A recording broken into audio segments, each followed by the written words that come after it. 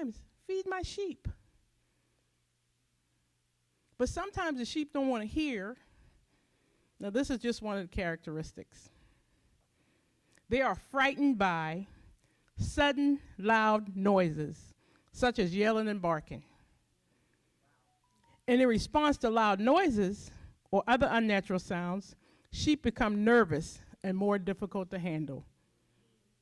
I'm just saying, God said, feed my sheep. I just want to give you the characteristics. Don't, don't beat down the messenger.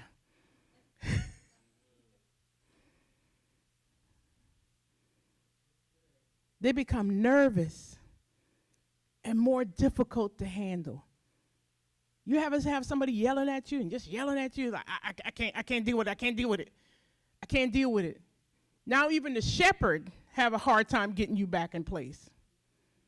Because you're already going somewhere where somebody's yelling and barking and screaming and whatever the case may be, instead of coming to get your regular feedings. Now he can't even say anything. Or she.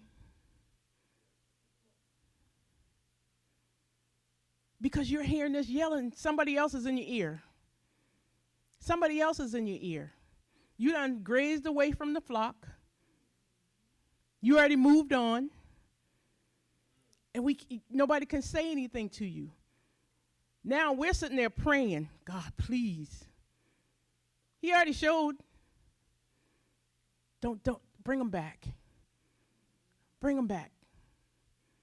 Bring them back. Because there's safety in numbers. There's safety in numbers. This is just a characteristic of a natural sheep. And here we as spiritual beings, we get out of the way when we've been taught, and I believe that's why God has taken us back to this foundation. This foundation. So you can know if you're even thinking about getting out of the way, come back. Come back before you go too far. Come back before you get to a 15-feet ravine that you can't even cross over. And now we can't save you down there.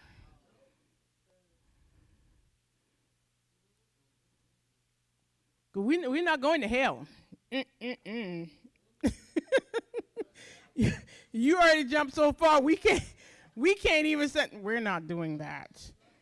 But while we're here, and we're doing the feedings constantly. I mean, the Rise ministry, booming. And even Koinonia for the fellowship, where we're feeding you naturally, but there's still connections within the church that you've gravitated toward. But still, you know, those people have sound teaching. They're not going to take you outside the gate. Because we tend to be in numbers. Amen? And as I've been going through this teaching, I was like, wow, Lord, let me make sure I want to put gates on my house. You wonder why Bishop got gates up all around the campus. I'm like, let me get me some gates too. Because I don't want to be outside the gate. But what keeps you in the gate is that constant feeding. Coming to get the word. It's a pastoral commitment. One of the, so the term pastor, so this is under pastoral commitments in our membership manual. The term pastor is interchangeably in the scriptures with the term elder and overseer, which is Acts 20:17 and 28. The primary work of the pastor shall be to devote himself to prayer and ministry of the word. The pastor's commitment to the membership of HHIM Church shall be as follows. Give general oversight of the flock in practical matters, in matters of doctrine, in matters of discipline, and we're talking about Hebrews 13 and 17. Some of us don't want to be disciplined. And I'll tell anybody, the reason I could be elevated, lifted up 24 years, I can take discipline. I can take correction. It's when you can't take the correction that you start going toward the gate. The word is to give you correction. so you can stay in a certain lane.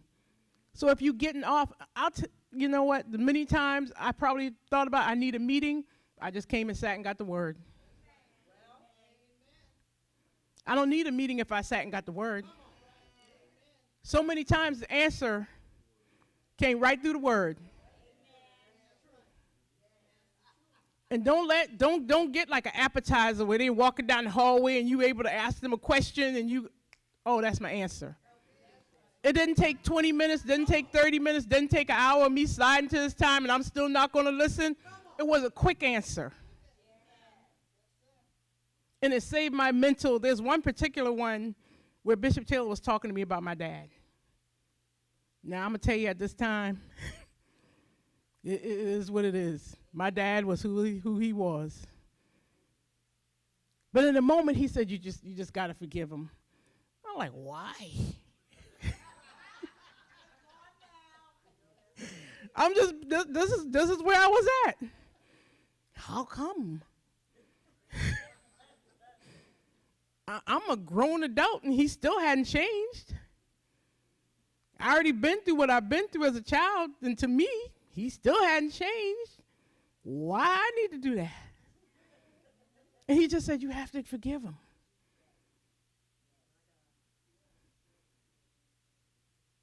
It was that week I walked into my mom's house and went and talked to my dad. And for the first time, I saw the glimpse of a father. That was enough for me. 2 weeks later, he transitioned on. But see, that wasn't a whole meal while I sat through a service. That was a quick answer. But my sheep hear my voice. And though my heart was still hurting, I still heard what he said. Because as sheep, I have great hearing skills. But that was one of the things that kept me from being joyful. There is freedom. There is just a lot of freedom. A lot of freedom.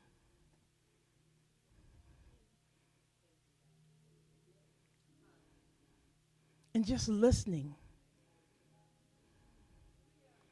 We got to be joyful. The pastors want you to be happy. We don't ever want to get in your way, but we are for you to know the way. Amen?